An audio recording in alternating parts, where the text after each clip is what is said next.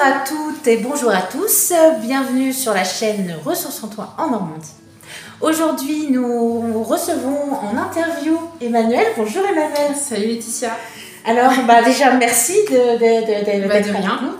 Tu vas donc un peu nous présenter ton activité, parler un petit peu de toi. Voilà, donc qu'est-ce que tu fais, toi, dans la vie? Alors, donc j'ai créé mon entreprise depuis bientôt 4 ans déjà. 4 ans. Donc je suis médium cartomancienne. Je fais aussi de l'astrologie et de la numérologie. Voilà, donc c'est quelque chose qui est dans ma famille depuis que je suis toute petite. Et c'est vrai que je me suis dit, après plusieurs retours, l'encouragement de mes proches, je me suis dit, allez, pourquoi pas me lancer et en faire mon métier. Et voilà. D'accord, donc ça fait 4 ans, mais en fait c'est en toi depuis des générations en fait. Enfin, oui, voilà, c'est ça, c'est...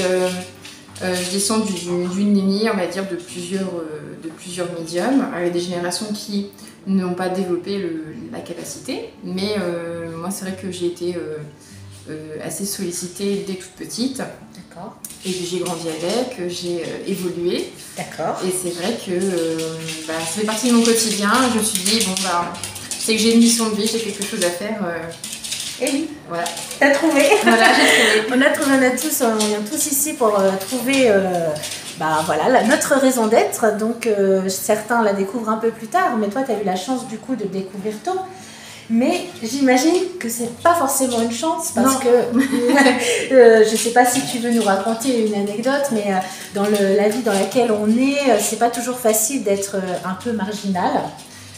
C'est vrai que beaucoup de gens me disent Emma, c'est incroyable, en fait, t'as une capacité, t'as quand même cette clairvoyance, tu as des très très bons ressentis, tu as cette capacité à pouvoir voir des messages pour l'avenir, tu cernes très bien les gens. Et c'est vrai que... Je confirme. Ça peut effectivement être un avantage dans certains cas, mais c'est vrai qu'en fait, les gens, ce qu'ils comprennent, pas forcément, c'est que l'éveil spirituel, qu'il soit quand on est tout petit ou quand on est adulte, c'est un peu comme une épreuve, hein, c'est une étape qui est à franchir. Et je trouve que, alors à contrario de quand on est jeune, où c'est un peu plus doux pour moi parce que c'est évolutif, et quand on le subit, quand on est un peu plus âgé, j'imagine que ça doit pas être forcément très plaisant. Et quand on est petit, pour l'anecdote, donc moi ça a commencé avec des âmes au bout de mon lit, voilà, ça a commencé par des choses comme ça, des rêves prémonitoires, des très très bons ressentis. Alors c'est très bien quand on est enfant et on arrive à deviner le sujet du bac, la note qu'on va avoir. Faut t'avoir en tant que copine du coup. Voilà, ça c'est. D'ailleurs pour les sujets au bac, j'avais plutôt bon, donc j'étais très contente, mes copains aussi, pour le coup. J'imagine. Et il y a d'autres effectivement sujets où c'est un peu moins marrant, où quand on rencontre des gens, j'entends des choses. Ça peut être sur des maladies, la santé. Alors on peut avoir des très bonnes nouvelles, tiens, il va se passer ça. Et d'autres fois, ça va être, on va avoir une mauvaise nouvelle. Et c'est vrai que ça fait pas toujours plaisir. Tu reçois donc n'importe quand, t'as pas besoin je me trompe peut-être, mais de te connecter ou quoi que ce soit. Ce sont des messages qui t'arrivent comme ça, en fait. Non, c'est pas la demande en fait. Hein. C'est vrai que c'est l'inconvénient, c'est vrai qu'on aimerait, on se pose une question, on a direct la réponse, alors que c'est pas du tout ça. Et des fois, il y a des gens, je vais rien entendre, je vais rien ressentir, et des fois, il y a des gens, je vais rien demander et je vais recevoir quelque chose. Je vais me dire, tiens, pourquoi est-ce qu'on me dit ça? Est-ce que je dois le transmettre ou pas? Et c'est vrai que, oui, ça peut être à la fois positif et négatif. Maintenant, je pense que tu as l'expérience, c'est plus facile, donc plus facile, je pense. Oui, on est beaucoup plus dans la maîtrise, on se dit tiens, ce message-là, qu'est-ce que j'en fais? Voilà, tu prends des gants, j'imagine que maintenant, avant, tu dois, je sais pas, partir comme ça quand tu es jeune, puis après, en vieillissant, tu te dis, je vais mesurer mes mots, je vais peut-être le dire différemment. En fait, si on vient te voir pour avoir un message d'un défunt, par exemple, je pense que c'est une de tes activités. activités ou pour tirer les cartes. Comment ça se passe en fait, une séance type avec quelqu'un? Alors, le contact défunt, c'est une des prestations qui est quand même assez prise, hein, c'est ce qui est très demandé. Donc, le contact défunt, c'est pas une communication comme on pourrait avoir au téléphone, c'est vraiment, voilà, j'écoute ce que le défunt a à dire. Donc, soit j'entends, ou des fois je fais un petit peu de l'écriture intuitive, Oui, voilà, okay. C'est ça. T'as un petit papier, un puis petit ça papier, sort. Voilà, exactement. Okay. Et puis, donc ça se passe bien en général. Mais c'est vrai que des fois, on peut avoir des énergies qui sont très en colère, très tristes. Il suffit que le décès s'est pas très bien passé non plus. Voilà, et c'est vrai que le but, c'est de... Nous, les médiums, on est des traducteurs, en fait. On retransmet le message. Et c'est vrai que les personnes viennent avec des questions, mais moi, je leur dis, ne venez pas avec des questions, parce qu'on ne sait pas forcément quel message on va recevoir. Ouais. Donc, mais c'est vrai, en général, ce sont des messages plutôt de bienveillance, c'est pour mettre en garde aussi. Hein. C'est souvent ça, ce genre de message. Et le défunt, en fait, il va me raconter que ce qu'il a envie de raconter. Il va me raconter son passé, comment est-ce qu'il est décédé, quelles étaient les personnes avec qui il était proche, voilà, comment il s'est senti peut-être aussi dans ces derniers jours. Et ça permet à la personne qui vient consulter de peut-être avoir des réponses, comprendre et être rassurée, et savoir si la personne elle est partie pour faire son deuil. Pour faire son deuil, voilà, c'est quand ça. On a des difficultés à accepter les choses, je pense que ça peut aider justement de faire appel à un médium comme toi. Par rapport à... Donc, est-ce que après ça permet de faire le deuil à la personne, et j'imagine qu'au niveau de l'âme, on peut dire que tu es une passeuse d'âme. Enfin, tu aides le défunt à... Oui, il y a la partie passeuse... La partie technique. La partie un peu technique, oui, voilà. Après, ça reste quelque chose d'assez spirituel. Moi, quand je sens qu'il y a une âme qui a un petit peu des difficultés, que ce soit ici ou que quand je vais dans des lieux aussi, parce qu'on me demande de venir dans des maisons... tu nettoies également? Oui, voilà, c'est ça. Les lieux. Okay. Voilà. Je peux faire le contact défunt dans le lieu, et je demande à la personne de partir ou de juste communiquer. Et c'est vrai, oui, il y a un côté un peu passeur d'âme. C'est pas ce que je fais le plus, mais on me le demande quand même. C'est quoi du coup ce que tu fais le plus dans tout ton panel? C'est la voyance. D'accord. Ouais, c'est vraiment la prédiction, tout ce qui est prédiction avec ou sans support. D'accord. Voilà, donc pareil, je reçois le message, telle personne, tiens, côté professionnel, sentimental, financier par exemple. Et voilà, c'est de la prédiction. C'est ce qui est le plus demandé. D'accord, donc tu as des supports, ça peut être, c'est quoi? C'est les cartes, les oracles?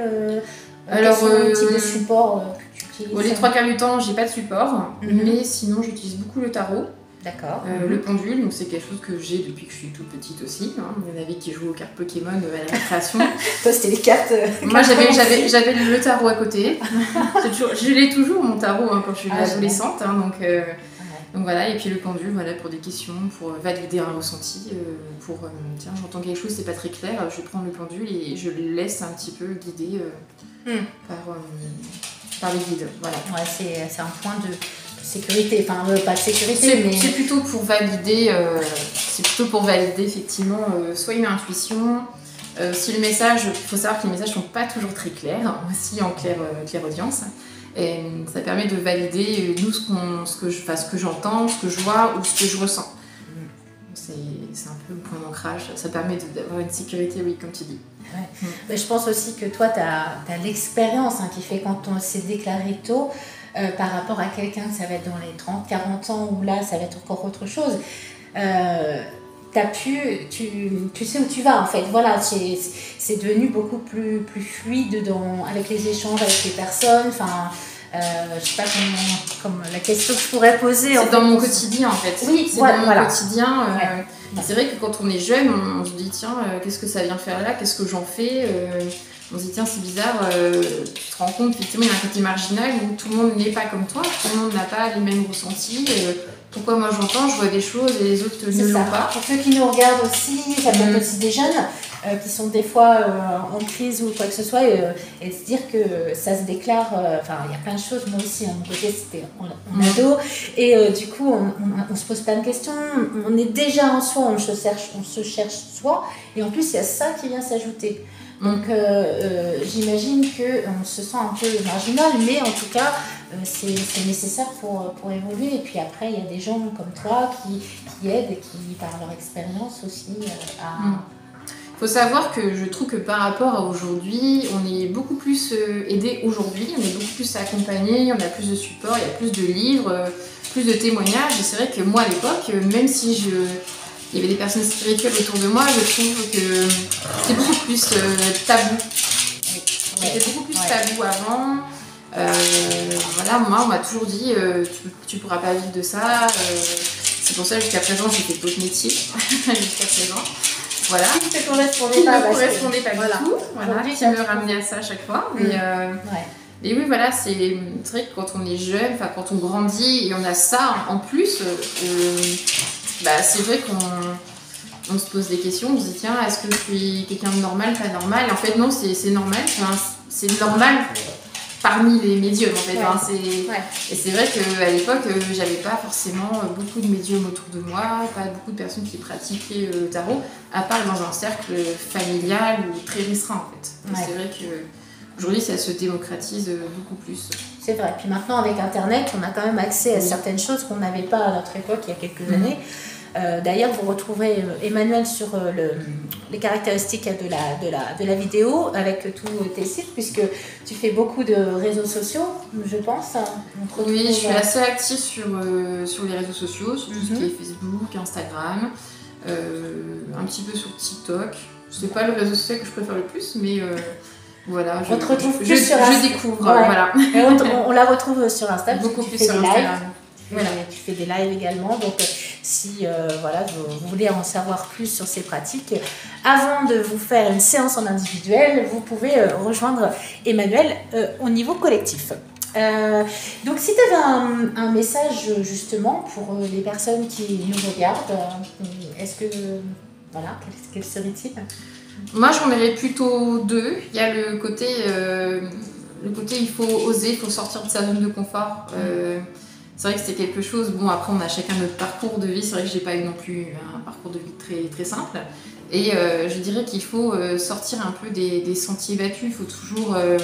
c'est pas parce qu'on a des difficultés qu'on va pas y arriver, il faut toujours sortir de sa zone de confort. Voilà, c'est...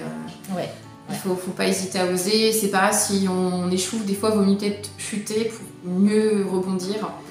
Et je trouve que c'est un peu ma philosophie de vie. Je dis, de toute façon, qui ne tente rien n'a rien. Voilà, c'est ce que je me suis toujours dit.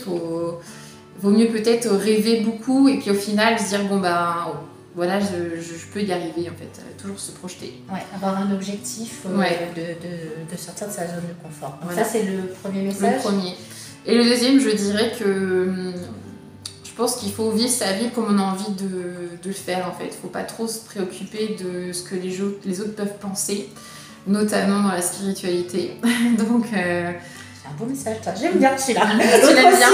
Mais c'est vrai. Parce que, voilà, on est dans un monde effectivement hyper cartésien, je trouve.